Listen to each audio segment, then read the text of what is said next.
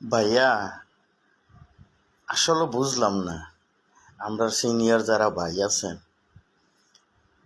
আন্দোলনের ভিতরে তো যে লোকটি ফুল দিতে যায়, যে লোকটি সামনে কাতারে বসে, যে লোকটি আপনাদের সাথে কথা বলে, আসলে এটার কোনো হিসাব আমি পাই না। আমরা বাংলাদেশ জাতীয়তাবাদী দল, আমাদের সিনিয়র যে তারেক রহমান আমাদের প্রধানমন্ত্রী হবে, উনি কি বলে অনলাইনের ভিতর আপনারা কেউ দেখেন? তারা সামনে কেন বসে?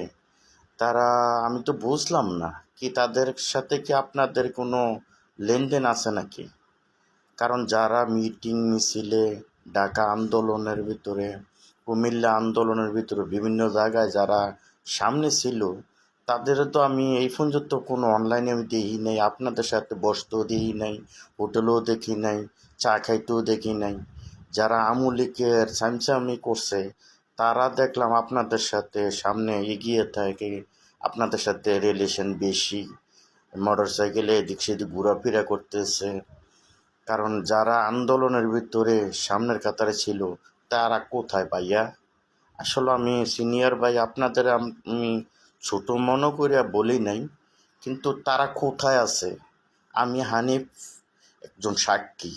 একটা আন্দোলন আমি বাদ দিইনি। একটা আন্দোলনের ভিতরে আমি কোনো দিন আপনারা ফোন দেওয়ার পরে আমি বলি না শ্বশুর বাড়িতে যাব, আমার মা অসুস্থ। কিন্তু যারা এখন আপনাদের সাথে সামনের কাতারে বসে, চেয়ারটাত বসে টান দিয়ে আপনারও বসান, কিন্তু তারা আমরা আন্দোলন দেখি নেই। তারা কি বলছে? তারা বলছে আমার মা অসুস্থ, আমার শ্বশুর বাড়িতে যেতে হবে, অমুক কেন ইত্যাদি ইত্যাদি দেয়ছে। আসলে কেন ভাই? আমি তো এটা বুঝলাম না। আমি সাক্ষী, আমি বলতে পারবো। তারেক রহমানও যদি আসে, আমি 50 জনের সামনে বলতে পারবো। কেন আপনারা ভাই এইগুলো করেন কেন? আমার এই পর্যন্ত কোনো আপনারা কোনো খোঁজ নিছেন বা একদিন ফোন দিছেন? যে সময় আন্দোলন ছিল তখন তো আপনারা আমারে ফোনও দিতেন, বাড়িতে যেতেন আন্দোলনে যাওয়ার জন্য, কারণ মামলা খামো আমি।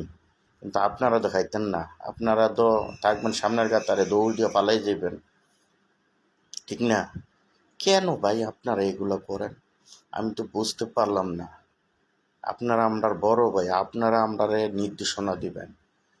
আর আপনারা কি ডাইনি ভাই কিছু, আপনার কি হেরার সাথে কোনো রিলেশন আছে নাকি?